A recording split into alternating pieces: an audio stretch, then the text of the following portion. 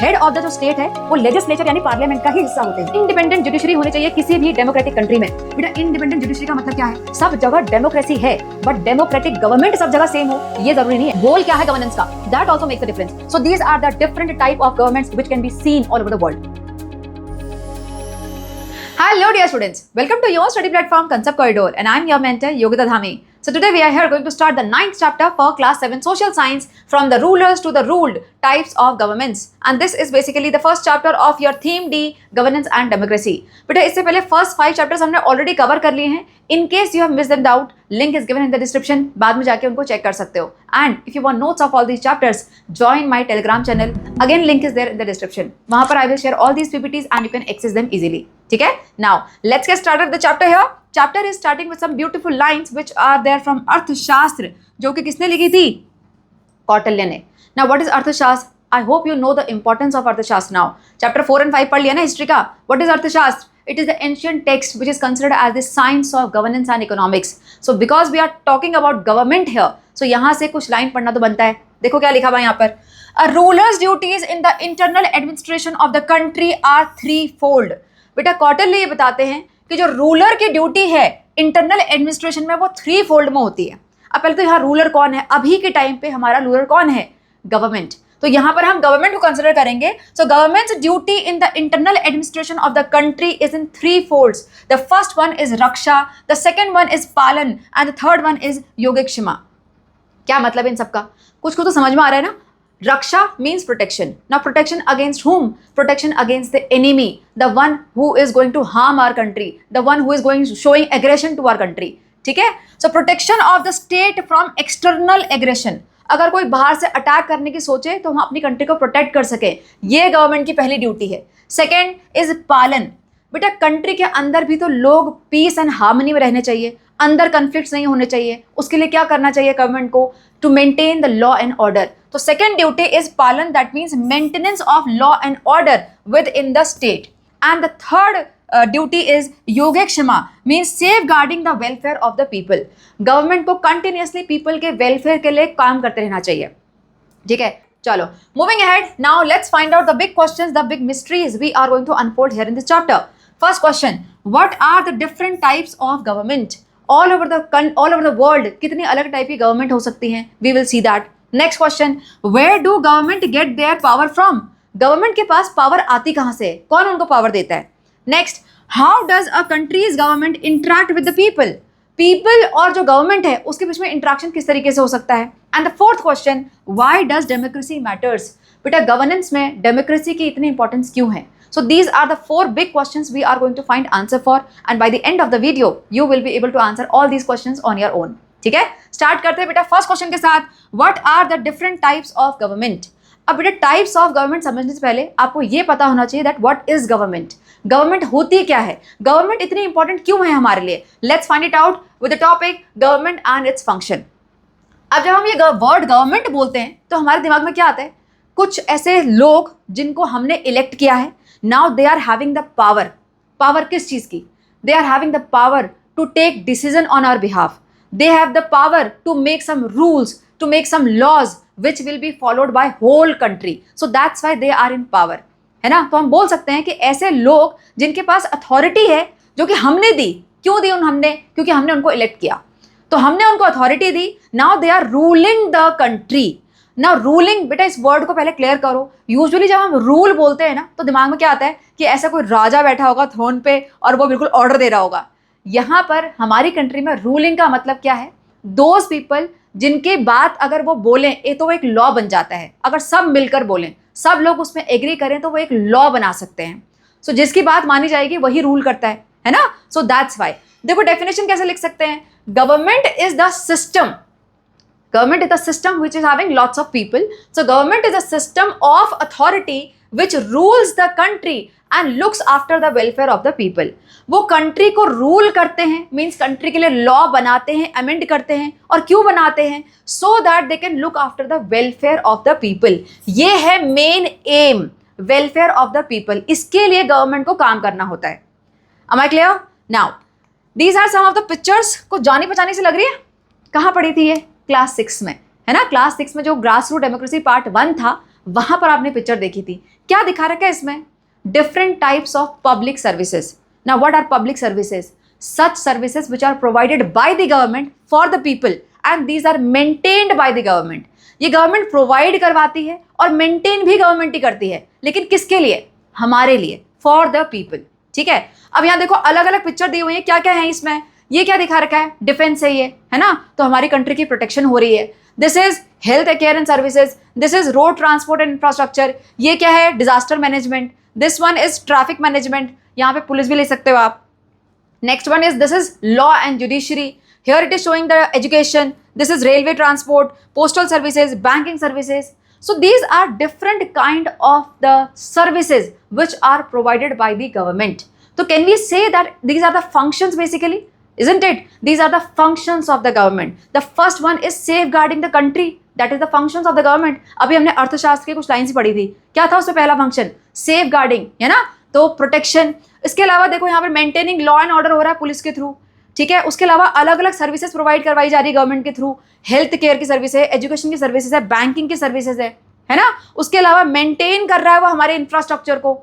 Isn't it? So यहाँ पे कुछ समराइज करके मैंने पॉइंट्स दिए हुए हैं. You can write any one out of these. First one, taking care of national defence, the most important function of government. Second one, maintaining law and order with in the society.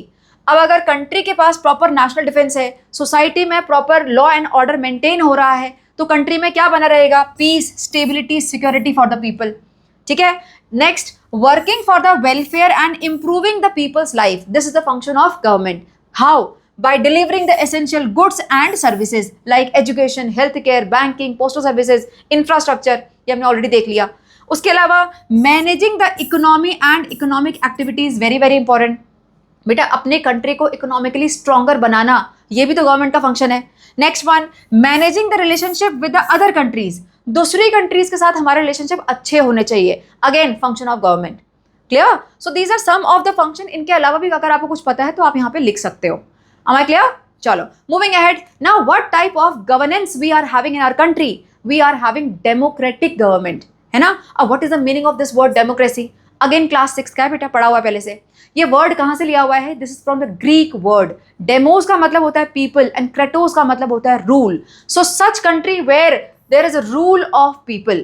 Rule of people. This means that source of power. Source of power and authority in democracy are the people of the country. अब पहले इस बात को थोड़ा समझो बेटा. यहाँ पे source of power और authority का मतलब क्या है? आजकल के टाइम पे जिसकी बात सुनी जाए, जिसकी बात को माना जाए, that person is having power. अब घर पे देख लो, मम्मी की बात अगर सुनते हो तो मतलब मम्मी का राज है, और अगर पापा की बात सुनते हो तो पापा का राज है. तो जिसकी बात सुनी जाती है बेटा, उसका रूल होता है, उसी का तो रूल होता है ना. तो डेमोक्रेसी में होता क्या है? जो लोग होते हैं, जो पीपल होते हैं, उनके पॉइंट ऑफ व्यू को इंपॉर्टेंस दी जाती है, उनकी बात को सुना जाता है. That's why rule of the people. Am I clear? Now, is it practically possible that all the people can rule? Means सारे लोग जितने हैं कंट्री में, सबकी इंडिविजुअल जाके बात सुनी जाए. क्या ये पॉसिबल है? Is it possible that all the people can actually rule? इसके लिए बेटा एक बहुत अच्छा इंसिडेंट दिया हुआ है आपका स्कूल का. देखो, स्कूल कहने को एक इंस्टीट्यूशन है, लेकिन जब हम वहाँ जाते हैं तो कितनी सारी एक्टिविटीज़ होती हैं. आप सुबह से ले लो, बेल टाइमिंग जब होती है, उसके बाद प्रेयर में जाते हो. प्रेयर में जाना कैसे है, उसका डिसिप्लिन मेंटेन करना है, असेंबली हॉल को देखना है, वहाँ का म्यूजिक सिस्टम देखना है, कौन आपका कॉयर है उसको देखना है.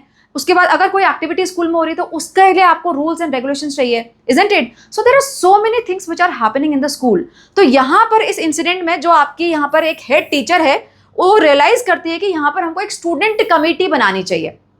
ठीक है. अब पहले ये ध्यान दो कि ये स्टूडेंट कमेटी क्यों बनानी चाहिए, क्या काम करना है इसको. Student committee should be appointed so that students can be part of making, this is the first work, making the relevant rules to get all this done. पहले तो वो स्टूडेंट कमेटी रूल बनाए, उसके बाद then help in implementation of the rules, उस rule को implement भी करवाए. And the third one, ensuring that the rules are being followed. So these are the 3 work she wants the student committee to do. जो भी student committee बनेगी, जो भी वहाँ के मेंबर्स होंगे, उनको ये 3 काम करने हैं. पहले रूल बनाना है, उसके बाद उनको इम्प्लीमेंट करवाना है, फिर इंश्योर भी करना है कि ये सारे रूल फॉलो हो रहे हैं. ठीक है। अब इसके लिए आगे डिसीजन होता है कि कमेटी कौन बनाएगा, कौन कौन उसका पार्ट होंगे, कौन कौन वहाँ मेंबर होंगे। तो यहाँ पे 3 अलग अलग स्टूडेंट्स हैं जो कि अपना अपना सजेशन दे रहे हैं। फर्स्ट वन जो कि नगमा है, वो बोल रही है कि हम स्टूडेंट 12th ग्रेड के हैं, सबसे सीनियर मोस्ट हैं, तो हमको उस कमेटी का मेंबर होना चाहिए क्योंकि सीनियर मोस्ट होने की वजह से हमें ज़्यादा चीज़ें पता है। ठीक है। अब यहाँ पे शोभा बोलती है लेकिन हम लोग तो बहुत जल्दी अभी चले जाएंगे। यूजुअली जो क्लास 12th होती है बेटा, 12th या 10th, वो नवंबर के बाद आना बंद कर देते हैं क्योंकि उनके प्री बोर्ड स्टार्ट हो जाते हैं, सिलेबस खत्म हो जाता है, तो उनका स्कूल आना बंद हो जाता है। वो प्री बोर्ड के लिए आते हैं, सिर्फ एग्जाम देने के लिए। तो वो बोल रही है अब हम तो आएंगे नहीं कुछ दिनों बाद, तो 11th ग्रेड के स्टूडेंट्स को यहाँ पर टेक केयर करनी चाहिए इन सब चीज़ों की। लेकिन यहाँ पर एक गुरप्रीत है, वो बोल रहे हैं कि अगर हम सिर्फ एक ही क्लास के स्टूडेंट यानी एक ही ग्रेड के स्टूडेंट्स को यहाँ पे रखेंगे कमेटी में, तो बाकी ग्रेड्स में क्या क्या प्रॉब्लम हो रही है ये कैसे पता पड़ेगा, है ना। तो उसका पॉइंट बड़ा सही है यहाँ पर कि बाकी जो छोटी वाली ग्रेड है लाइक 5th या 6th, उनके बारे में कैसे पता पड़ेगा। अब 11th क्लास का बच्चा हर क्लास में आके तो पूछेगा नहीं, है ना। और अगर सपोज मान लो पूछ भी ले तो everyone is not so much vocal कि वो एक सीनियर इतने बड़े भैया को देखा और बोलोगे हाँ मेरे को ये वाली प्रॉब्लम है। अपनी क्लास में बच्चों को एक दूसरे के बारे में ज्यादा पता रहता है। ठीक है। तो यहाँ पर ये क्या बता रहे हैं, यहाँ पे आगे देखते हैं। So in this exciting situation students finally came to 3 options. यहाँ पे 3 ऑप्शन सामने आए हैं, आपको देखना है कौन सा सही है। First option, everyone in the school becomes the part of the committee and takes responsibility. सब लोग जितने भी स्टूडेंट हैं वो सारे के सारे कमेटी के मेंबर बन जाएं और फिर उसका डिसीजन लें। Next one, the head teacher choose the student herself for the committee. वो बोले इतना झंझट छोड़ो, सीधे मैम को ही बोलो कि आप ही सिलेक्ट कर लो एक कमेटी के मेंबर। और उसके बाद नेक्स्ट है, the student choose their representative through voting and the chosen representatives become the member of the committee. ठीक है। अब यहाँ पे क्वेश्चन है बेटा, लेट्स एक्सप्लोर में for you which of the 3 methods do you think is most effective and why. अब इसका आंसर तो आपको पता है कि which one is the most effective, obviously third one, लेकिन व्हाई, ये दोनों इफेक्टिव क्यों नहीं है ये भी आपको पता होना चाहिए बेटा, ये क्वेश्चन आ सकता है एग्जाम में। ठीक है। देखो यहाँ पर पहले हम इन दोनों को सॉल्व करते हैं। पहला वाला, everyone in the school become the part of committee and takes responsibility. बेटा जितने भी स्कूल में बच्चे हैं वो सबके सब कमिटी के मेंबर बन जाएं और हर डिसीजन की रिस्पॉन्सिबिलिटी लें। मीन्स जितनी बार भी डिसीजन मेकिंग होगा वो सारे के सारे स्टूडेंट्स को गैदर करना पड़ेगा और फिर हर एक से उनका ओपिनियन पूछना पड़ेगा। Now is it practically possible? Of course not बेटा। हर डिसीजन मेकिंग के लिए अगर पूरा स्कूल गैदर हो जाएगा तो पढ़ाई कौन करेगा, फिर तो छुट्टी, मजे हैं, है ना। और जितने ज्यादा बच्चे होंगे ऐसे केस में, जितने ज्यादा मेंबर होंगे उतनी बार उनसे ओपिनियन लेना पड़ेगा, और जितने ज्यादा ओपिनियन उतना ज्यादा कन्फ्लिक्ट। हर कोई बोलेगा मेरी बात को मानो, मेरी बात को मानो, तो ऐसे में क्या होगा, ज्यादा क्योस होगा, डिसीजन और डिले हो जाएगा। ठीक है। So this is not a good idea.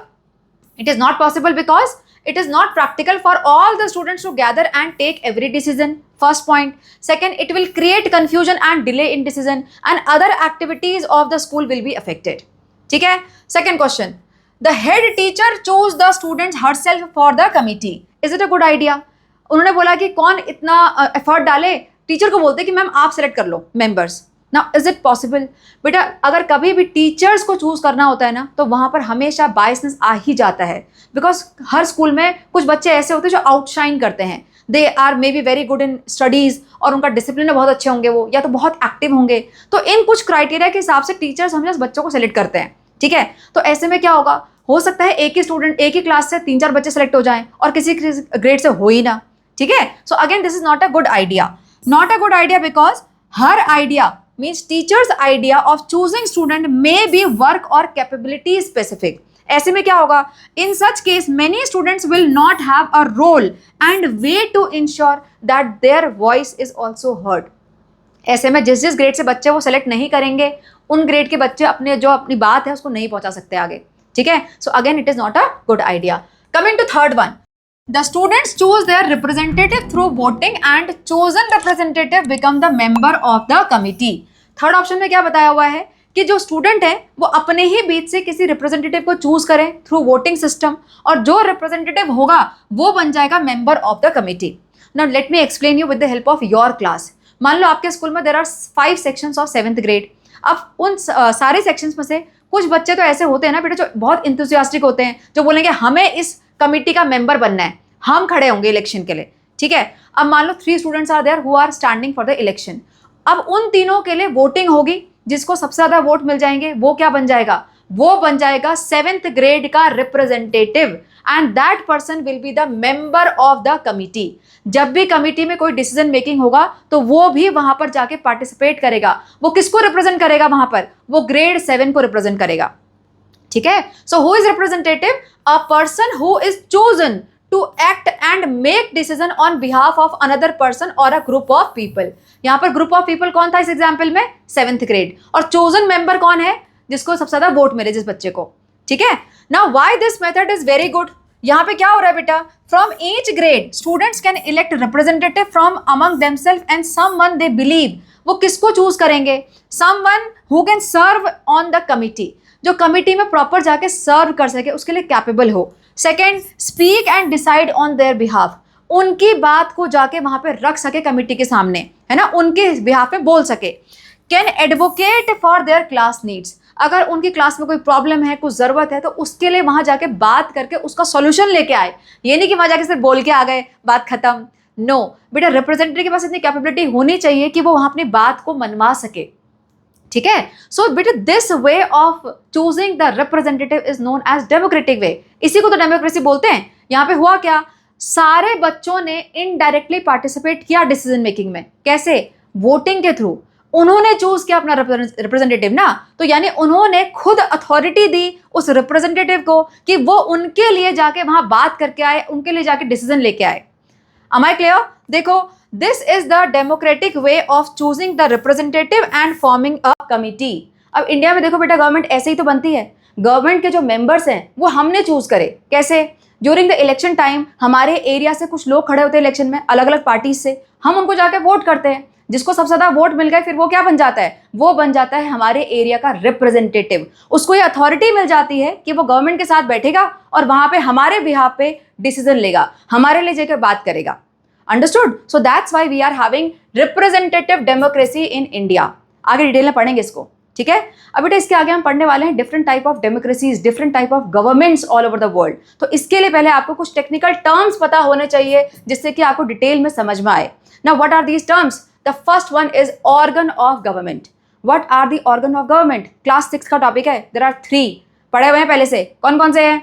The first one is legislature, then executive and then judiciary. पढ़ा हुआ है ना? बस उन्हीं को हमें यहाँ डिटेल में पढ़ना है। देखो, द फर्स्ट वन लेजिस्लेचर, क्या मतलब है इसका?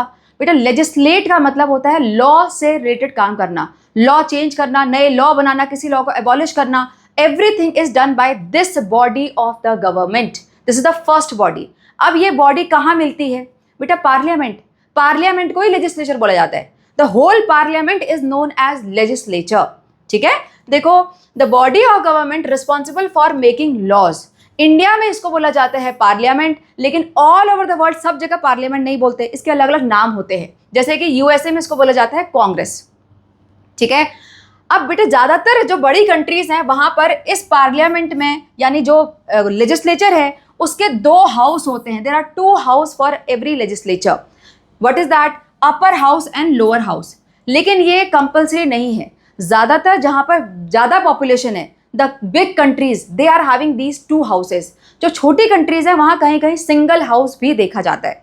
ठीक है, अब again we have to understand about these 2 houses also. देखो, upper house and lower house.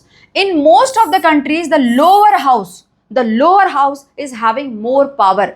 ज्यादा पावरफुल कौन सा होता है? Lower house. अपर हाउस के कंपैरिजन में लोअर हाउस के पास ज्यादा पावर होती है। ठीक है, लोअर हाउस के member usually they are elected directly by voting.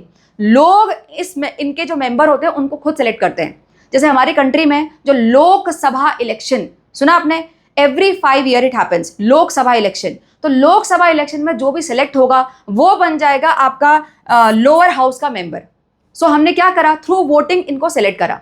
ठीक है, इसके बाद आते हैं मेंबर ऑफ अपर हाउस। बेटा यहाँ पर डिफरेंट तरीके हैं इनको सेलेक्ट करने के, हमें डिटेल में नहीं पढ़ना है, लेकिन फिर भी आपको थोड़ा सा बता रही हूँ। कहीं पे नॉमिनेशन से हो जाता है, कहीं पे जो सुप्रीम अथॉरिटी होती है किसी कंट्री की वो इनके मेंबर्स को सेलेक्ट कर लेती है, कहीं कहीं पे इलेक्शन भी हो सकते हैं। So there are different way of selecting this upper house members. ठीक है, डिटेल में नहीं जाना, बस आपको क्या पता होना चाहिए, जो आपके लेजिस्लेचर डिपार्टमेंट है उसमें 2 हाउस होते हैं, अपर house and lower house. Lower house के पास ज्यादा अथॉरिटी होती है। इंडिया में इनके नाम क्या है? बेटा लोअर हाउस का नाम है लोकसभा, L फॉर L ऐसे याद कर लो, lower house is Lok Sabha, upper house is Rajya Sabha. ज्यादा पावरफुल कौन सा है? लोकसभा है, ठीक है। अब इनके अलग अलग नाम है दूसरी कंट्रीज में, आगे जाके थोड़ा समझेंगे, ठीक है। मूविंग हेड, इसके अलावा ये है आपका first organ of the government. इसके बाद जो नेक्स्ट 2 ऑर्गन्स हैं वो है executive and judiciary. Now what is the meaning of executive? बेटा एग्जीक्यूट करने वाला, यानी वो बॉडी गवर्नमेंट की जो कि एग्जीक्यूट करेगी। लेकिन क्या एग्जीक्यूट करेगी? बेटा लेजिस्लेचर ने क्या बनाए? लॉज बनाए, उनको अमेंड किया, कुछ चेंज किया। तो अब जो भी चेंज आया, भले ही वो न्यू लॉ बन के आया, किसी लॉ को एबॉलिश करके आया, उस चेंज को through out the country implement भी तो कराना पड़ेगा। तो वो करते हैं एग्जीक्यूटिव वाले बॉडी, ठीक है। So the organ of the government which is responsible for implementing the law, implementing the law, ये इनका काम है। Got it? Election process for executive is different in different countries. अब जो ये एग्जीक्यूटिव होते हैं, एग्जीक्यूटिव डिपार्टमेंट के जो मेंबर होते हैं, अगेन उनका तरीका अलग अलग है इलेक्शंस का। ये पढ़ेंगे हम आगे जाके अभी डिफरेंट टाइप ऑफ डेमोक्रेसीज में, ठीक है। आगे चलते हैं, कमिंग टू जुडिशरी। जुडिशरी बहुत सिंपल है, पता ही है। तो जो जज करें, क्या जज करेंगे वो, कि जो एग्जीक्यूशन हुआ लॉ का वो सही तरीके से हुआ कि नहीं हुआ, सब लोग उसको फॉलो कर रहे हैं कि नहीं कर रहे हैं, और पहली बात ये लॉ खुद सही है कि नहीं है। तो ये सब जज करने वाला डिपार्टमेंट कौन सा है? जुडिशरी। तो judiciary organ of the government क्या करेगा? Finally ensuring that the rules are followed is referred to as the judicial function. Understood? Now अब बेटा जो 3 ऑर्गन्स हैं गवर्नमेंट के, वो कैसे काम करते हैं? They work with the separation of power. Again ये वर्ड आपने क्लास 6 में सुना होगा। What is the meaning of separation of power? बेटा ये जो 3 डिफरेंट ऑर्गन्स है गवर्नमेंट के, ये इनका जो पावर है वो सेपरेट है। मीन्स ये किसी एक बॉडी के पास ये पूरी अथॉरिटी नहीं है कि वो दूसरे को हैंडल कर सके, दूसरे के लिए कुछ डिसीजन ले सके। वो इंटरेक्ट करते हैं आपस में, no doubt that they interact with each other, they check on each other, but when it comes to any authority, so they are having separate authorities. legislature की authority अपनी है, executive की अपनी है, और judiciary की अपनी है, ठीक है। this is called separation of power. am I clear? देखो, it means that the 3 organs of the government, that is legislature, executive and judiciary, work independently and do not interfere in each other's function. वो direct interference नहीं करते हैं, direct decision नहीं बताएंगे, लेकिन वो check करते हैं कि उनका डिसीजन सही कि नहीं है कि नहीं है। Am I clear? चलो moving ahead, and now we are going for functions of government. अब बोलोगे मैम इनिशियली तो आपने इतनी लंबी लिस्ट दी थी हमको फंक्शंस ऑफ गवर्नमेंट की, दोबारा क्यों पढ़ा रहे हो?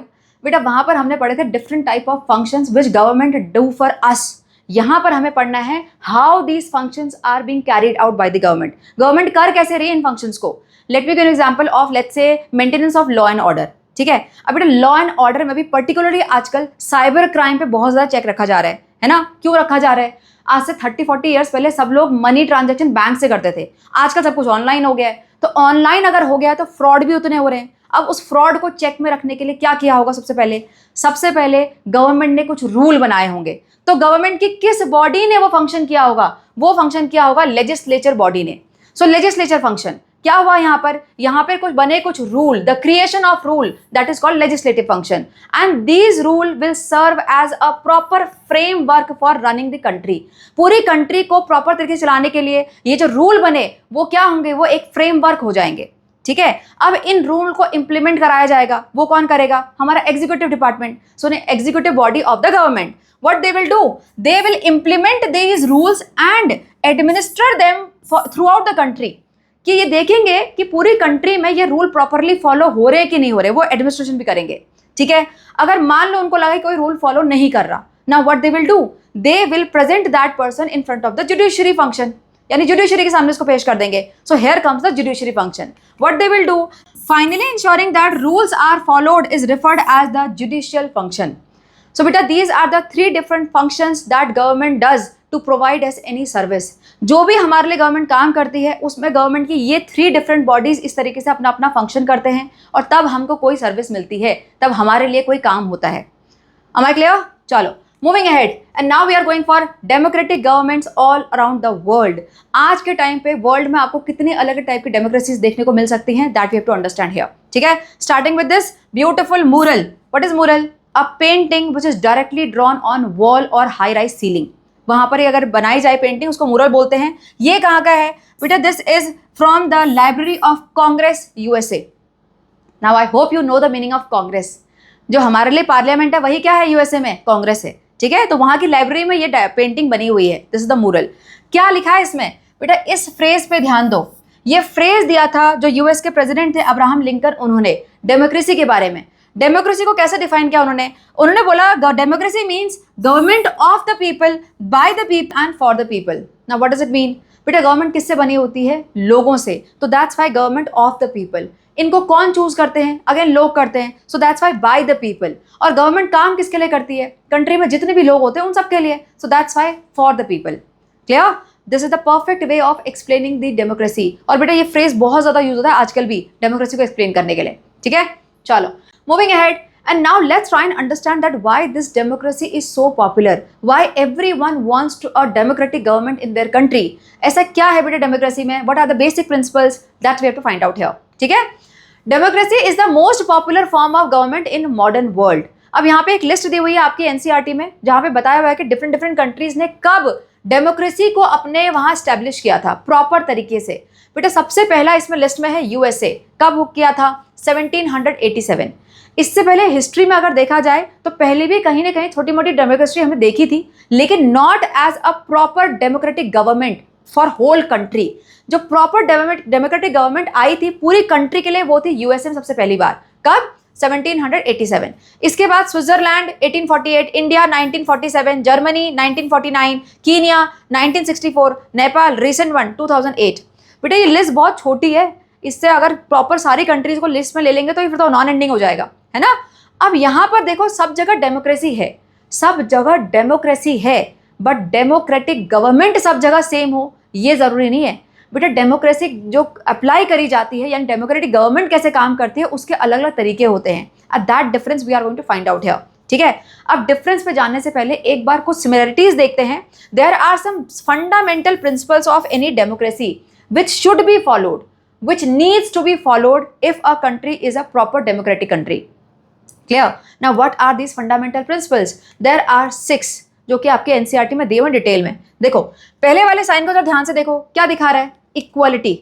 We want equality in any country, if it is a democratic country सबको बराबरी का अधिकार मिलेगा, बोलते हैं ना, सबको बराबरी का एक्सेस मिलेगा for the facilities. So what is the equality, we want equal treatment, we want equal access to all the facilities, we want to be equal before law। सब लोग लॉ के सामने बिल्कुल बराबर होंगे। उस टाइम पे ये नहीं देखा जाएगा कि किसके पास ज्यादा स्टेटस है, कौन यहाँ पे पुअर है, कौन ज्यादा पढ़ा लिखा है। We are not going to see all this status here before law, everyone is equal before law, ठीक है। नेक्स्ट वन आ जाता है आपका, ये क्या है, फ्रीडम। हमें चाहिए फ्रीडम, किस चीज की, freedom to speak, freedom to take the choices. हम क्या पहनते हैं, क्या खाते हैं, कैसे रहते हैं, कौन सा रिलीजन को बिलीव करते हैं, ये हमको प्रॉपर फ्रीडम मिलनी चाहिए किसी भी डेमोक्रेटिक कंट्री में, ठीक है। So freedom, right to make their own choice, express to their opinion, इस चीज की फ्रीडम होनी चाहिए। The next one what it is showing बेटा रिप्रेजेंटेटिव पार्टिसिपेशन। इसका मतलब क्या है, इसका मतलब है right to choose and elect the representative through the process of election. हमारे पास प्रॉपर राइट होना चाहिए कि हम अपने बीच में से किसी एक रिप्रेजेंटेटिव को सेलेक्ट करें। यहां पर पहले से किसी का सिलेक्शन नहीं होना चाहिए, हमको पूरा राइट होना चाहिए कि हम खुद चूज करेंगे। तो जिसको बोला क्या जाता है, रिप्रेजेंटेटिव पार्टिसिपेशन, ठीक है। नेक्स्ट वन, ये क्या दिखा रहा है, वोटिंग सिस्टम, है ना। इसको क्या बोलते हैं, universal adult franchise. Very very important बेटा, एग्जाम में पक्का दिखना है आपको, ये मैं आपका डेफिनेशन की प्रॉपर लिख के दिखाऊंगी आगे। यूनिवर्सल एडल्ट फ्रेंचाइज, इसका मतलब क्या है, right to vote for whom, for all the adults in the country. अब वो एज स्पेसिफिक हो सकता है अलग अलग कंट्रीज में, लेकिन एक पर्टिकुलर एज के बाद जितने भी लोग हैं कंट्री में उन सबके पास राइट होना चाहिए वोट करने का। This is called universal adult franchise. Clear. Next one, ये क्या दिखा रहा है, सबके पास राइट्स होने चाहिए, इनको बोलते हैं fundamental rights. Fundamental right of what, fundamental right of education, isn't it? Fundamental right of equality, freedom of speech, right against the exploitation। अगर कोई हमें exploit कर रहा है तो हम उसके against कुछ बोल सके, ये हमारे पास proper right होने चाहिए, ठीक है। And the last one here is the judiciary। Independent judiciary होने चाहिए किसी भी democratic country में।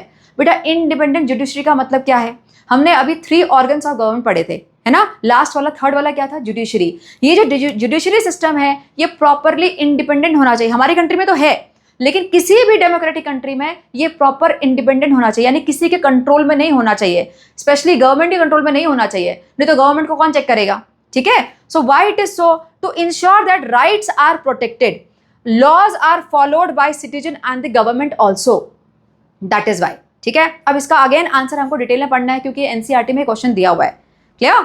चलो मूविंग अहेड। अब बेटा जितने भी हमने यहाँ पर ये प्रिंसिपल्स पढ़े ये आइडियल हैं, मतलब ये हर डेमोक्रेटिक गवर्नमेंट को फॉलो करना चाहिए, लेकिन फॉलो हो रहे कि नहीं हो रहे that is a different question, ठीक है।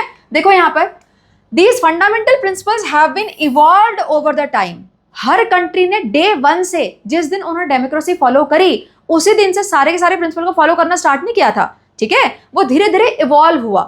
For example, India provided universal adult franchise from the very beginning of the Indian republic in 1950।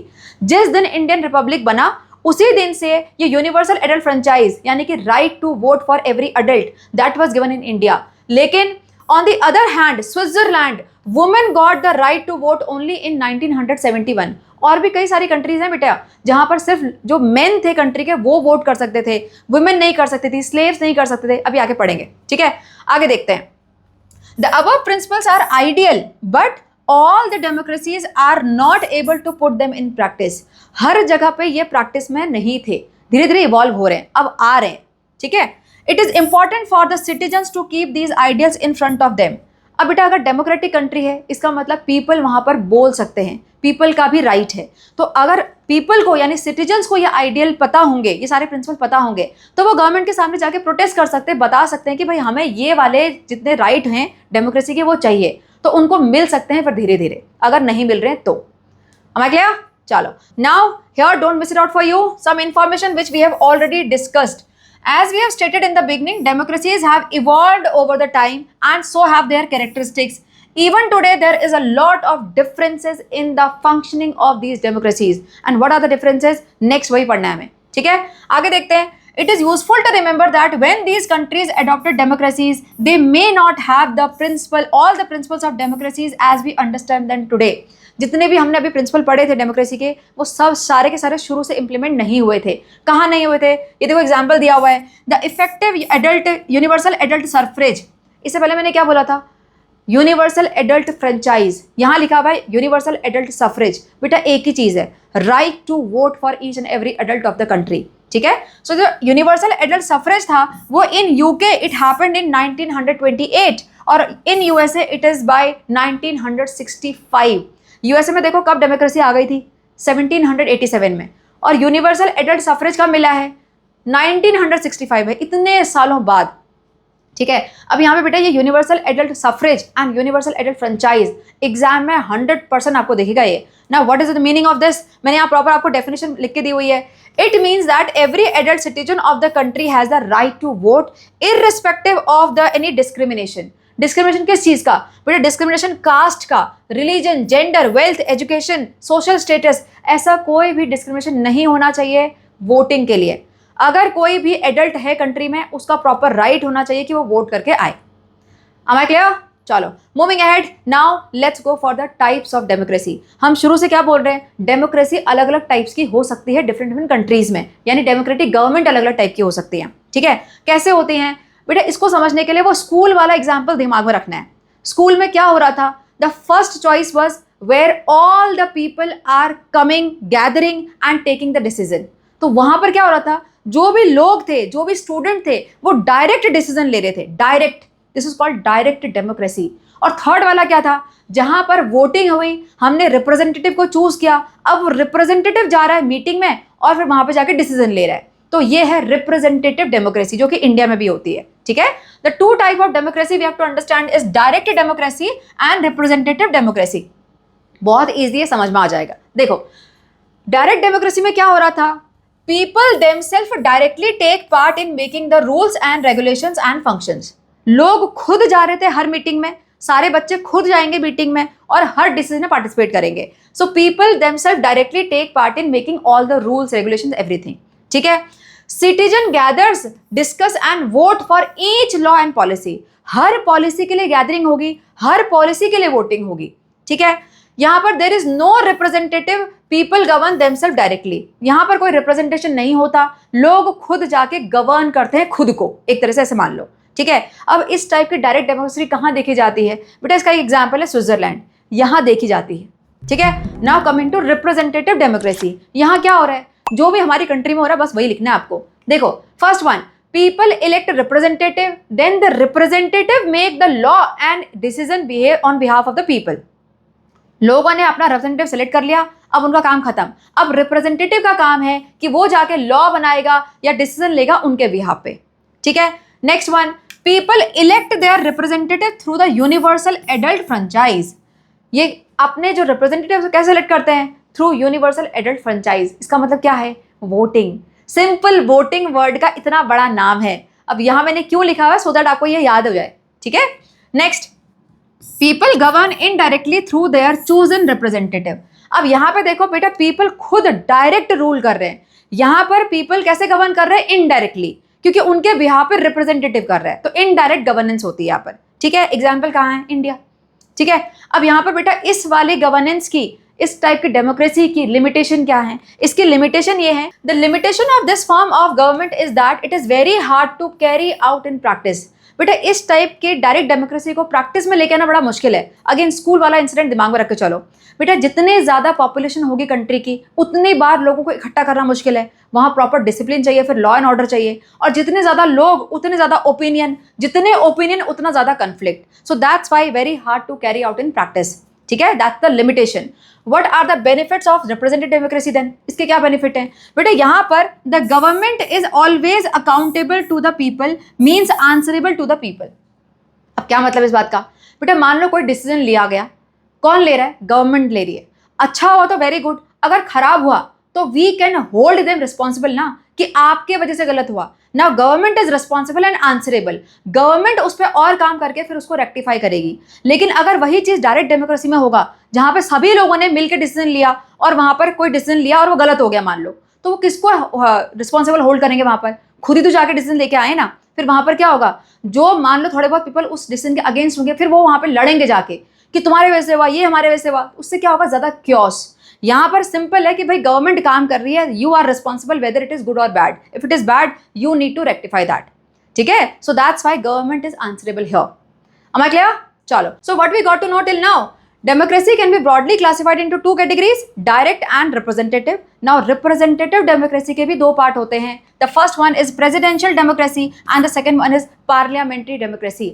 Now how do they function, what is the difference between the two, everything we have to understand in detail, ठीक है। Start करते हैं first of all parliamentary democracy के साथ, जो कि India में है। बेटे इंडिया को एग्जाम्पल दिमाग में रखते हुए चलो, आराम समझ में आ जाएगा। देखो first point, the elected representative, जो भी हमने इलेक्ट करे, जो हमारे रिप्रेजेंटेटिव हैं, वो क्या बन जाते हैं, वो बन जाते हैं मेंबर ऑफ पार्लियामेंट, यानी लेजिस्लेचर के वो मेंबर बन जाते हैं, ठीक है। अब इसके बाद जो प्राइम मिनिस्टर और बाकी मिनिस्टर्स हम सुनते हैं, जैसे कि डिफेंस मिनिस्टर या फिर जो भी आपका फाइनेंस मिनिस्टर है ना, एजुकेशन मिनिस्टर, ये मिनिस्टर और ये प्राइम मिनिस्टर ये कहाँ से आते हैं बेटा, ये भी इन्हीं लेजिस्लेचर, ये जो रिप्रेजेंटेटिव हमने इलेक्ट करे, इन्हीं में से चूज होते हैं। अलग अलग पार्टीज के रिप्रेजेंटेटिव चूज होते हैं, जिस पार्टी को ज्यादा वोट मिले, यानी जिस पार्टी के मेंबर ज्यादा होंगे पार्लियामेंट के अंदर, वो रूलिंग पार्टी बन जाती है, और उन्हीं में से फिर ये सारे के सारे एग्जीक्यूटिव सेलेक्ट होते हैं। Who is the head of executive department? Prime Minister। So ये Prime Minister मिनिस्टर कहाँ से आए? The executive are drawn from the legislature only। ये जो member of parliament है वहीं से draw हुए हैं ये, and are accountable to the parliament। ये डायरेक्ट पार्लियामेंट को अकाउंटेबल हैं, कोई भी काम करेंगे तो वहां जाके इनको बताना पड़ेगा, ठीक है। The government can only remain in power as long as it is having confidence of majority। मैंने अभी क्या बताया, रूलिंग पार्टी कौन सी होती है, जिसके मेंबर ज्यादा होंगे पार्लियामेंट के अंदर, तो जब तक मेंबर उसके ज्यादा हैं पार्लियामेंट के अंदर वो रूलिंग है। अगर कम हो गए तो क्या होगा, फिर वहां पर गवर्नमेंट चेंज हो सकती है, ठीक है। So as long as it is having confidence of majority in the Lok Sabha. Next one, prime minister can be removed by no confidence motion at any time. बेटा इस पार्लियामेंट्री डेमोक्रेसी में किसी भी टाइम पर प्राइम मिनिस्टर को हटाया जा सकता है by no confidence motion, means अगर सब लोग उसके अगेंस्ट हो गए, जितने भी ये मेंबर ऑफ लेजिस्लेचर हैं, clear. Head of the state is different from the head of the government. हमारा हेड ऑफ द स्टेट कौन है, प्रेसिडेंट, और हेड ऑफ द गवर्नमेंट कौन है, प्राइम मिनिस्टर, है ना। So this is the parliamentary democracy. सब कुछ यहाँ पार्लियामेंट के अंदर ही चल रहा है, जिसको मेंबर है जो हमने सेलेक्ट करे थे। Now coming to this presidential democracy, यहाँ पर क्या होता है बेटा, यहाँ पर जो प्रेसिडेंट और जो कैबिनेट है, कैबिनेट मतलब जो मंत्रियों का कैबिनेट है, यहाँ पे जो पीएम और मिनिस्टर्स लिखे हुए वही है। So president and cabinet both are not the member of legislature. Very very important point, यानी जो ये पार्लियामेंट है, जिनको कि यहाँ यूएस में जाके कांग्रेस बोला जाता है, तो ये जो प्रेसिडेंट और जितने भी मंत्री यानी मिनिस्टर्स हैं वो लेजिस्लेचर का पार्ट नहीं होते, वो कांग्रेस का पार्ट नहीं होते हैं। ठीक है, यहाँ पर president is directly elected by the people. यहाँ पर यूएसए में जो प्रेसिडेंट के इलेक्शन होते हैं वो अलग से होते हैं, और जो लेजिस्लेचर के जो इलेक्शन होंगे वो अलग से होते हैं। ठीक है, so president is directly elected by the people through the different voting system. President appoints the secretaries. तो प्रेसिडेंट जब एक बार इलेक्ट हो जाता है तो उसके बाद वो अपने लिए जो ये कैबिनेट के सेक्रेटरीज हैं वो खुद सेलेक्ट करता है। अब ये नहीं कि किसी को भी नाम ले लिया और सिलेक्ट हो गए, सेलेक्ट करके फिर आगे जाके उसको अप्रूव करवाना पड़ता है थ्रू द कांग्रेस, यानी थ्रू द लेजिस्लेचर। ठीक है, यहाँ पर president can not be easily removed. बेटा प्रेसिडेंट एक बार सेलेक्ट हो गया तो बहुत इजीली सिर्फ ऐसे नो कॉन्फिडेंस मोशन से रिमूव नहीं हो सकता, उसके लिए अलग प्रोसेस है। ठीक है, अब बड़े हो जाओगे कभी तो पढ़ना। क्लियर? चलो अब बेटा यहाँ पर देखो, elections for the executive happens in regular and fixed intervals. ये जो एग्जीक्यूटिव्स हैं जैसे प्राइम मिनिस्टर, मिनिस्टर, और ये हमारे लिए तो पूरे लेजिस्लेचर ही हो गया, यहाँ पर जो ये प्रेसिडेंट है तो इनके लिए एक फिक्स्ड इंटरवल ऑफ टाइम में इलेक्शंस होते हैं। इंडिया में कब होता है बेटा? इंडिया में हर 5 साल में लोकसभा इलेक्शन होते हैं। सो फिक्स्ड टेन्योर है 5 ईयर्स का। यहाँ पर जो प्रेसिडेंट है कहाँ पर? यूएस में, उनके लिए एवरी 4 ईयर, हर 4 साल में वहां पर यूएस में प्रेसिडेंशियल इलेक्शन होते हैं। Am I clear? So this is the parliamentary democracy, जहां पर एग्जीक्यूटिव जो है यानी prime minister, head of the state, head of the जो स्टेट है वो लेजिस्लेचर यानी पार्लियामेंट का ही हिस्सा होते हैं, वहीं से चूज होके आते हैं। और जो प्रेसिडेंशियल डेमोक्रेसी है वहां पे प्रेसिडेंट खुद क्या होता है? हेड ऑफ द स्टेट होता है, प्राइम मिनिस्टर नहीं होता, और उसके लिए इलेक्शन अलग से होते हैं। वो पार्ट ऑफ द लेजिस्लेचर नहीं हो सकता, इनफैक्ट जो उसके मिनिस्टर हैं वो भी नहीं हो सकते। Am I clear? चलो moving ahead, now here some different forms of democracies all over the world. अलग अलग कंट्रीज में यहाँ बताया हुआ है, फटाफट पढ़ते देखो। यहाँ पे क्या है? 3 ऑर्गन ऑफ द गवर्नमेंट दिए हुए हैं। इंडिया में एग्जीक्यूटिव हेड कौन है? Prime minister and other council of members. Legislature में लोअर हाउस है हमारे पास लोकसभा, और दूसरा है एक राज्यसभा। ठीक है, 2 हाउस है हमारे पास। और जुडिशरी हमारे पास इंडिपेंडेंट जुडिशरी है जो कि एग्जीक्यूटिव और लेजिस्लेचर डिपार्टमेंट से बिल्कुल अलग काम करती है। ठीक है, नेक्स्ट यूएसए में देखो, एग्जीक्यूटिव हेड कौन है? प्रेसिडेंट है। यहाँ पर लेजिस्लेचर में क्या है उनके पास? वहां पर 2 हाउस है, अपर हाउस लोअर हाउस वहां पर भी है, लेकिन जो प्रेसिडेंट है वो वहां से सिलेक्ट नहीं हुआ है, उसके लिए अलग से इलेक्शन हुए होंगे। ठीक है, यहाँ पर equal power between the upper house and the lower house. Important point यहाँ पर बेटा, इंडिया में ज्यादा पावर किसके पास है? लोकसभा यानी लोअर हाउस के पास है, लेकिन यूएस में दोनों हाउस के बीच में बिल्कुल इक्वल पावर है, अपर house and lower house. Upper house को बोलते हैं सीनेट एंड लोअर हाउस को बोला जाता है हाउस ऑफ रिप्रेजेंटेटिव। क्लियर? यहां देखो, it is again judiciary is independent from executive and legislature. Maximum जगह बेटा आपको जुडिशरी इंडिपेंडेंट ही दिखेगी। आगे पढ़ो देखो, साउथ कोरिया देखते हैं, प्रेसिडेंट अगेन एग्जीक्यूटिव हेड, यहां पर सिंगल हाउस है, नेशनल असेंबली बोलते हैं उसको, यहां पे 2 हाउस नहीं है। Which country is having single assembly? Korea. North आपके दिया हुआ है बुक में, south Korea, not north, south Korea. ठीक है, independent from executive and legislature, again judiciary is independent. और दिया में देखो यहाँ पर ऑस्ट्रेलिया, ऑस्ट्रेलिया में हेड कौन है? हमारे इंडिया की तरह prime minister is the head and the council of minister. Again equal power between the upper house and the lower house. Upper house को फिर से सेनेट बोलते हैं, यहाँ पर हाउस ऑफ रिप्रेजेंटेटिव। ये वाला बिल्कुल यूएस जैसा है, ये वाला इंडिया जैसा है। यहाँ पे देखो again independent from the executive and legislature. ठीक है, इसके अलावा और 2 कंट्री आपको भरनी थी, यहाँ पर मैंने खुद से आपको दिया हुआ है, यूनाइटेड किंगडम और कनाडा। आपकी मर्जी है, कोई दूसरी अगर कंट्री के बारे में आपको पता तो वो भी लिख सकते हो। ठीक है, देखो यूनाइटेड किंगडम में क्या होता है बेटा, यहाँ पर प्राइम मिनिस्टर एंड कैबिनेट अलग, again they are the head of the executive, लेकिन यहाँ पर जो सेरेमोनियल हेड है वो कौन है? किंग और क्वीन। हमारे वहां जो सेरेमोनियल हेड है वो कौन है? प्रेसिडेंट। इनके वहां सेरेमोनियल हेड कौन है? किंग और क्वीन। अदरवाइज जो मेन हेड हैं वो है prime minister and the cabinet. ठीक है, अगेन यहां पर भी क्या है? Congress and Senate, these are the 2 houses. एक हाउस को बोलते हैं कांग्रेस, दूसरे हाउस को बोलते हैं सेनेट। यहां पर again separation of power between the judiciary and the other 2। यहां पर भी जुडिशरी जो है वो बाकी दोनों से अलग इसके पास पावर है। क्लियर? यहाँ पे देखते हैं कनाडा, यहाँ पर क्या है बेटा, प्राइम मिनिस्टर एंड कैबिनेट अलग से, यहाँ पर भी सेरेमोनियल हेड कौन है, किंग एंड क्वीन। यहाँ पर house of Commons and senate again same, separation of power between the judiciary and the two, यहाँ पर भी जुडिशरी अलग है। अब यहाँ पे क्वेश्चन एक बहुत इंपॉर्टेंट, क्या, why judiciary is separate, why this judiciary is having separate power from the rest of the two organs of the government, यहाँ पे क्वेश्चन आ सकता है बेटा ये, और ये है भी शायद आपके एनसीईआरटी में। why separation of power is important in the democracy, बेटा क्यों जरूरी है, जुडिशरी सबसे ज्यादा क्यों जरूरी है कि सेपरेट पावर होनी चाहिए उसके पास, so that it can keep the government also in check, जिनके पास पावर है उनको भी चेक में रखने के लिए कुछ तो चाहिए, that is why the main requirement। ठीक है, देखो, it is to ensure that the law passed by the government does not violate the right of people। देखो, गवर्नमेंट के पास ये अथॉरिटी है कि वो लॉ बना सकते हैं, लॉ को चेंज कर सकते हैं, लेकिन वो जो लॉ बने वो लोगों के बेनिफिट में होने चाहिए, इसको चेक करने वाला कौन है, जुडिशरी। ठीक है, executive don't misuse the power, अब एग्जीक्यूटिव के पास ये पावर है कि वो सारे लॉ को पूरे प्रॉपर कंट्री में फॉलो करवाएगी, यानी उनके पास ऐसी कुछ पावर होंगी जिससे लोग मान रहे होंगे, तो वो अपनी पावर का मिसयूज ना करें। Executive do not misuse their power. Next, laws are applied fairly and equally to all the citizens, सब लोग इक्वली उस बात को फॉलो कर रहे हैं कि नहीं कर रहे हैं, वहां पर कोई डिस्क्रिमिनेशन तो नहीं हो रहा। Again judiciary, to avoid the violence and chaos between the government and the citizen, कभी ऐसे केस हो जाते हैं बेटा जहां पर सिटीजन और गवर्नमेंट के बीच में कंफ्लिक्ट होता है ना, तो वहां बड़े दंगे फसाद भी हो जाते हैं, तो ऐसे केस में उनको चेक में रखने के लिए दोनों को, गवर्नमेंट एंड सिटीजन को, again judiciary should be independent. अगर जुडिशरी के ऊपर गवर्नमेंट का कंट्रोल हो जाएगा फिर गवर्नमेंट को चेक में रखने वाला कोई नहीं होगा। Clear, that's why it is important. चलो, moving ahead, and now we are going for the another topic of the chapter where we are going to learn about the types of government in the historical time। ancient time पे कौन कौन सी type की government देखी गई थी उनके बारे में हमें यहाँ पढ़ना है। ठीक है, और कुछ आपने ऑलरेडी पढ़ लिए हैं बेटा महाजनपद वाले एरा के टाइम पे, है ना, पढ़ा है ना हिस्ट्री में। देखो, the first one here is the early republics.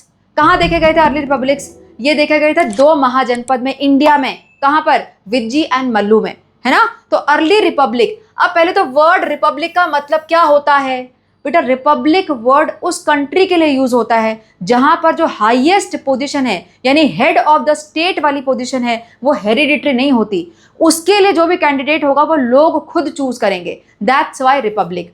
ठीक है, देखो यहाँ पर, a republic is a form of government in which the head of the state is elected and is not a hereditary monarch। Hereditary नहीं होता, उसके लिए election होता है। ठीक है, अब यहाँ पे इंडिया में कब देखा गया, India's ancient mahajanapada Vajji and Malla, यहां देखा गया था ना। In Vajji the Lichchhavi clan in particular practised, first of all कैसे पता पड़ा, पहला क्या करते थे वो, कलेक्टिव डिसीजन मेकिंग, वहां पर डिसीजन मेकिंग हमेशा कलेक्टिव होती थी। कलेक्टिव अभी पढ़ लिया ना हमने, जहां पे लोग आके इकट्ठा होकर डिसीजन लेते हैं, so collective decision making. Leaders were chosen based on the merit rather than birth, by birth leader नहीं होते थे, वो चूज करे जाते थे। Next, the key positions were filled through the election, वहां पर इलेक्शन भी होते थे यानी वोटिंग होती थी। Representatives from various clans met regularly to address issues and develop solutions to ensure the people's welfare.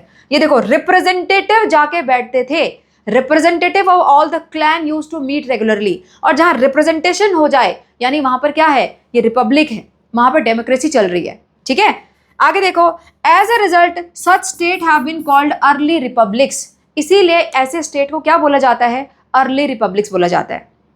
am I clear? अब बेटा इन महाजनपद के अलावा कोई और जगह थी इंडिया में जहां पे ये अर्ली रिपब्लिक देखा गया? यस, कहां देखा गया? It was during the Cholas period.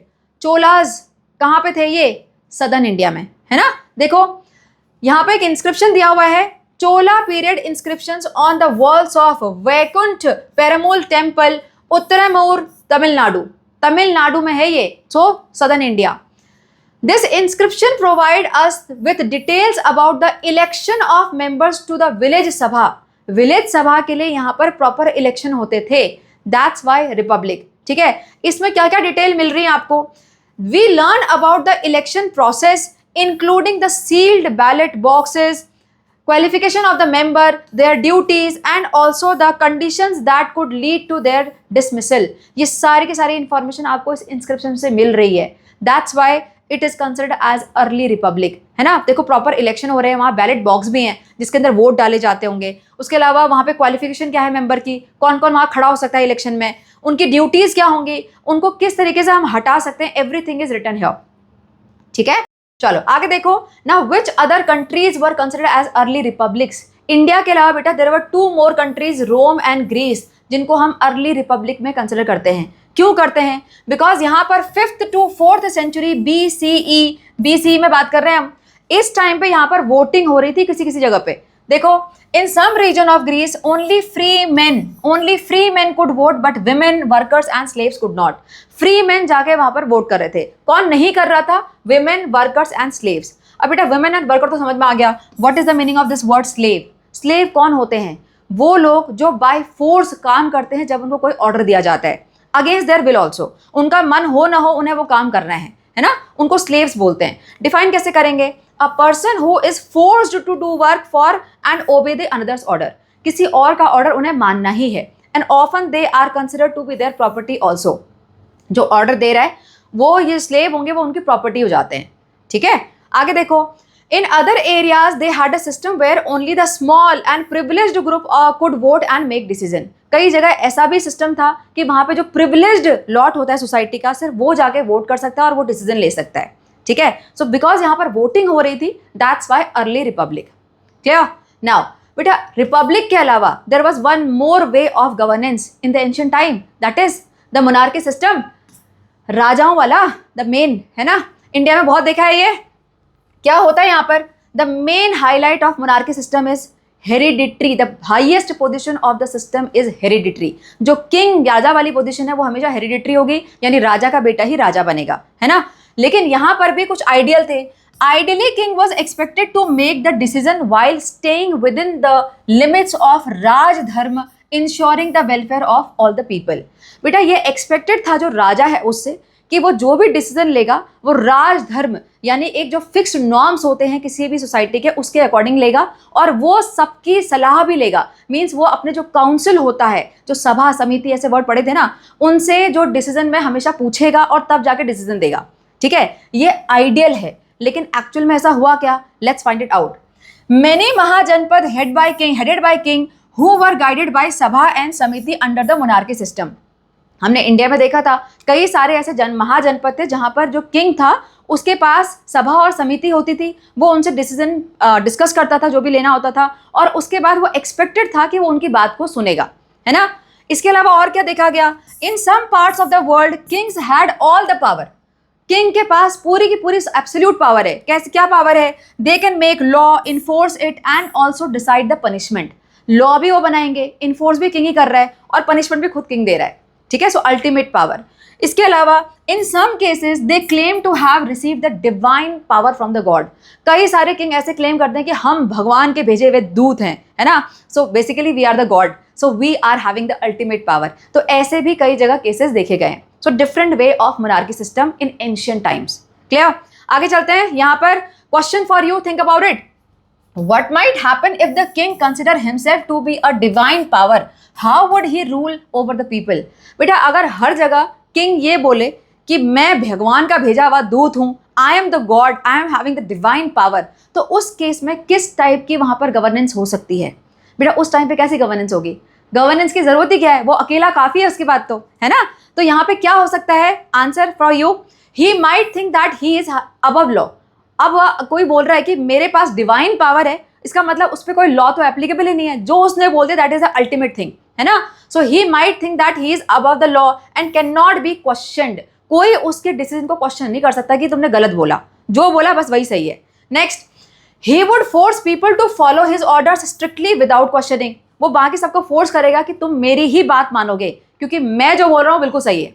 ठीक है, and next, might misuse the power to suppress the opposition. अगर मान लो किसी ने अपोज किया उसकी बात को, तो फिर वो क्या करेगा? वो अपनी पावर को मिसयूज कर सकता है, यानी किंग वाली पोजीशन की पावर को मिसयूज कर सकता है। ठीक है, so these are some of the consequences if such kind of king is there. Clear? चलो moving ahead, and now we are going to see the type of government in present day. आज के time पे हमको कौन कौन सी type की government दिख सकती है all over the world, we have to find out here. ठीक है, अब बेटा जो most common type of government है वो हमने ऑलरेडी पढ़ ली, दैट इज डेमोक्रेटिक गवर्नमेंट, उसका में डिटेल पढ़ लिया हमने।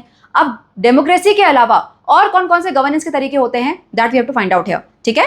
The first one is today's monarchy. जहां पे ये नाम आ गया मोनार्की, इसका मतलब किंग एंड क्वीन की बात हो रही है, यानी ऐसी गवर्नमेंट जिसको कौन रूल कर रहा है, king and queen of that country, ठीक है। देखो, अ monarchy is a type of government that is ruled by the monarch. Monarch कौन है? किंग एंड क्वीन को मोनार्क बोला जाता है, ठीक है। इनकी पोजीशन कैसी होती है? हेरिडिटरी होती है, पता है ये।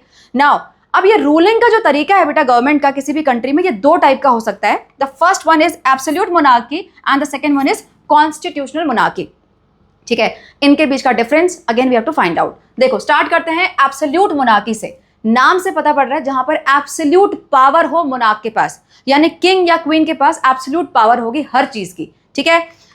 Monarch has complete control on making laws, ensuring they are followed and educating them when they are not. यानी कि लॉ बनाना, फॉलो करवाना, पनिशमेंट देना, सब कुछ इसके हाथ में है, मोनार्क के हाथ में, ठीक है।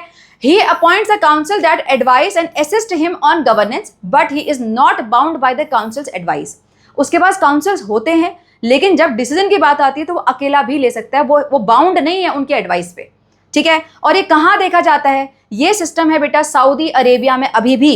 Here the king holds all the power and governs according to the Islamic law. Saudi Arabia में होता है ये वाला एब्सोल्यूट मोनार्की, ठीक है। Now coming to the another one that is the constitutional monarchy. यहां पर भी नाम से पता पड़ रहा है कॉन्स्टिट्यूशन मोनार्की में क्या होगा? प्रॉपर कॉन्स्टिट्यूशन फॉलो होगा, यानी वहां डेमोक्रेसी भी फॉलो हो रही होगी। देखो, the head of the state is the king और queen but has only nominal power. जो हेड ऑफ द स्टेट है यानी हेड ऑफ द कंट्री है वो मोनार्की है, लेकिन उसकी पावर सिर्फ नॉमिनल है। रियल पावर किसके पास होगी? प्राइम मिनिस्टर के पास, और उसके जो काउंसिल ऑफ मेंबर है उसके पास। इंडिया में तो ऐसे ही होता है, the head of the state is president, लेकिन उसकी पावर नॉमिनल है। रियल पावर किसके पास है? प्राइम मिनिस्टर के पास। तो सेम समथिंग लाइक दैट, ठीक है। So executive power is exercise by the council of ministers with PM as the real executive head, ठीक है। और जो लॉ बनाने का काम है, जो लेजिस्लेशन का काम है, वो कौन करेगा? वो यहाँ पे पार्लियामेंट करती है, ये मोनार्क नहीं करते हैं, क्लियर। और ये इस टाइप का कॉन्स्टिट्यूशन बना के कहाँ देखी गई है? This is there in United Kingdom, जिसको कि हम ब्रिटेन भी बोलते हैं, क्लियर। चलो moving ahead and now we are going for the another type of governance that is theocracy. बेटा थियोक्रेसी अगर नाम सुन लो तो समझ जाओ कि it is related to religion. ऐसी गवर्नमेंट जो रिलीजियस नॉर्म्स पे चलाई जा रही है उसको थियोक्रेसी बोलते हैं, ठीक है।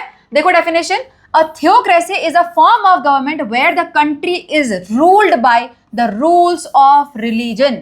रिलीजियस रूल्स पे चलती है कंट्री, और जो लीडर होते हैं वो भी रिलीजियस लीडर होते हैं, ठीक है। अब ऐसी गवर्नेंस कहाँ हो रही है? ये हो रही है बेटा ईरान में।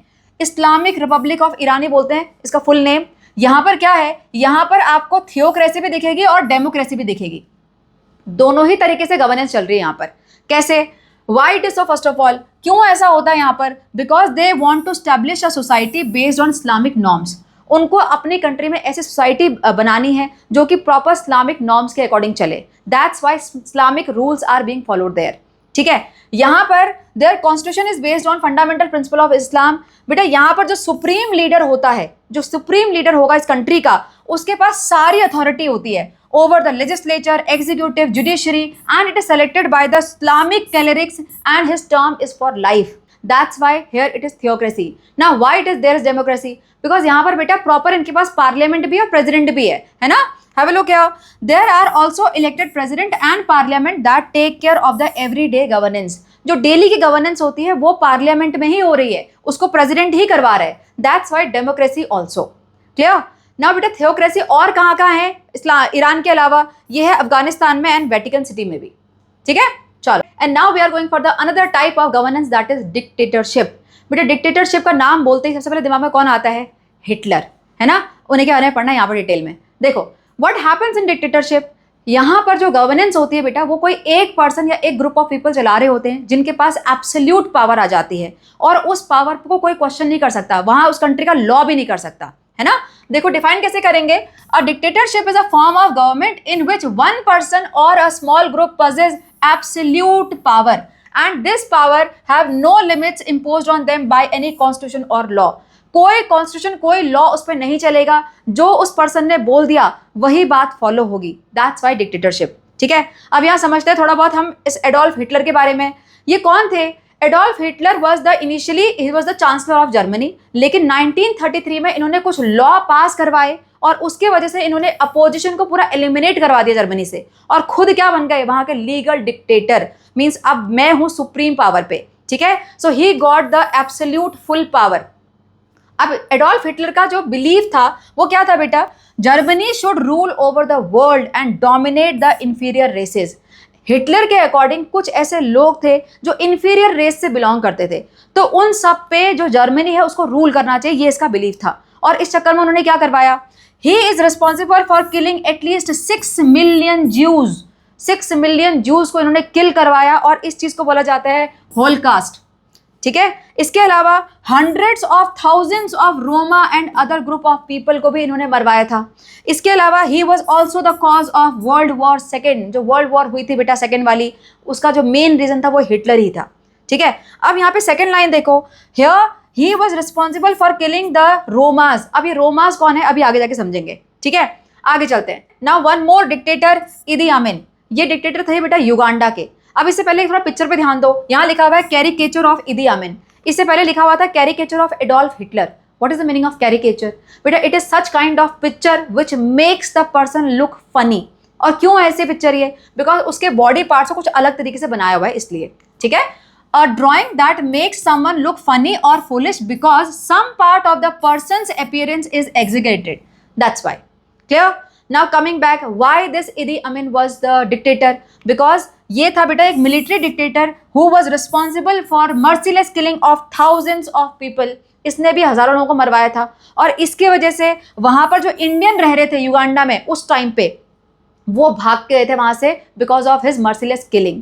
सो that's why he was the dictator. Clear. चलो moving ahead, now let's talk about these Romas. Hitler के टाइम में था ना जिसने रोमास को मरवाया था, बहुत सारे हजारों रोमास को मरवाया था। Who are these Romas? The Roma or the Romani people were originally nomads. Who are nomads? बेटे जो खाना बदोश होते हैं, जिनका कोई एक जगह ठिकाना नहीं होता, घूमते रहते हैं, they are nomads. अब बेटे स्कॉलर्स ऐसा मानते हैं कि इनके कल्चर और लैंग्वेज को देख के कि ये जो थे वो इंडियन थे, ओरिजिनली इंडियन थे ये लोग। तो ये पहले जाके यूरोप, ईस्टर्न यूरोप में जाके सेटल हो गए थे, लेकिन बाद में अभी के टाइम पे ये दूसरी कंट्री में जाके सेटल हो चुके हैं, ठीक है। सो यहाँ पे बेसिक चीज आपको क्या पता होनी चाहिए, रोमा और Romani people are originally Indian. Understood. चलो moving ahead, now here one more dictatorship example through the story of Shen. बेटा शेन एक जो पर्सन है वो कहाँ रह रहा है, वो रह रहा है नॉर्थ कोरिया में, ठीक है। अब ये किसी से मिलता है और अभी ये कहाँ सर्व कर रहा है, currently he is serving in the compulsory military service which he is expected to serve in the military till the government decides. पहली बात तो वो फोर्सफुली मिलिट्री में सर्व कर रहा है और ऊपर से मर्जी नहीं है, जब तक गवर्नमेंट डिसाइड नहीं करे कि वो मिलिट्री में सर्व करता रहेगा, ऐसी कंट्री में वो रह रहा है, ठीक है। अब पूछे जाने पे वो बताता है कि यहाँ पर कुछ ऐसे रूल्स हैं कि उसका जो हेयर कट होगा वो कैसा होगा, जो कपड़े पहनेगा वो कैसा होगा, ये भी गवर्नमेंट डिसाइड कर रही है क्योंकि वो आर्मी में है। उसके अलावा वो एक्सेस नहीं कर सकते ग्लोबल इंटरनेट को। Again, one of the thing that he is facing there, he cannot access the global internet, so he is unaware of the world outside of his own country. सिर्फ अपनी country के बारे में पता, उसको बाकी दुनिया में क्या हो रहा है कुछ नहीं पता। Now, the government watches his every action closely and he is expected to report about anyone who tries to break any of these defined rules. पहली बात, उस पर खुद चेक रख रही है गवर्नमेंट। उसके बाद ये उसकी रिस्पॉन्सिबिलिटी बनती है कि अगर उसको अपने आसपास कोई दिख रहा है साउथ कोरिया का पर्सन जो कि इन रूल्स को फॉलो नहीं कर रहा, वो उसकी रिपोर्ट भी करे, ठीक है। One day he met a tourist who asked him why do all of you have to the same hair cut hair. To this Shen responded, we all want to explore new style but government decides the way we should keep our hair. जब वो उस person से मिलता है, वो person पूछता है कि भाई तुम सबके जो हेयर कट है वो सेम क्यों हैं, अपने अलग अलग स्टाइल क्यों नहीं रखे हुए हैं। तो शेन बताता है यहाँ पर कि हम रखना चाहते हैं लेकिन गवर्नमेंट हमें अलाउ नहीं कर रही है, ठीक है। अब इस इंसिडेंट के बेसिस पे there are some questions for you, let's explore में। Does Shen's country look like a democracy? बेटा शेन की कंट्री में क्या डेमोक्रेटिक गवर्नमेंट है? ऑफ कोर्स नहीं है। जब उसको अपनी चॉइसेस की ही फ्रीडम नहीं है कि वो बाल कैसे रख सकता है, तो कैसे डेमोक्रेटिक गवर्नमेंट हो सकती है ना। उसके अलावा जो बेसिक नेसेसिटी जो इंटरनेट है वो भी उसको अलाउ नहीं कर रहे हैं। Got it? सो यहाँ पर प्रॉपर डिक्टेटरशिप चल रही है एक तरीके से, ठीक है ना। How do you think Shen's everyday life would be? कैसी लाइफ होगी बेटा, इमेजिन करके देखो। ऑब्वियसली बहुत बाउंड होगी, है ना, कोई फ्रीडम नहीं है उसके पास. एवरीथिंग ही is going according the fixed norms by the government. Correct. Why would you like to live in such country? Explain why. Of course not. बेटा कोई भी ऐसी कंट्री में नहीं रहना चाहेगा ना जहाँ पे बात करने की, जहाँ पे बाल हेयर कट रखने की भी फ्रीडम ना हो, isn't it? देखो, no, Shane's country is not a democracy because citizens cannot make the free choice access the information. Now, how do you think Shane everyday life would be? Shane's life would be highly controlled and restricted. Do you want to live in such country? No, I don't want to live in such country like that because their life would be oppressive and lacking the freedom. वहां freedom नहीं है, और जहां freedom नहीं है वहां कोई रहना नहीं चाहता. क्लियर? चलो, moving ahead. Now next type of governance, that is oligarchy. Now what is oligarchy बेटा? ओलिगार्की में क्या होता है? ऐसी गवर्नेंस जहां पर सिर्फ जो टॉप लॉट होता है सोसाइटी का, वो जाके डिसीजन मेकिंग में पार्टिसिपेट करे. ठीक है, देखो, it is a type of government where a small or powerful group makes all the important decisions. Usually they are the wealthy families or influential people. That's why the top lot of the society. Usually कौन होता है top lot? जो wealthy families होती हैं, जो influential people होते हैं, वो जाके decision making में participate करेंगे. ठीक है, देखो, in ancient Greece, aristocratic families ruled as oligarchies. In fact, जो oligarchy word है बेटा, ये भी Greek origin का ही है. ऑलिगोस का मतलब होता है फ्यू एंड एर्कोस का मतलब होता है रूल और कमांड.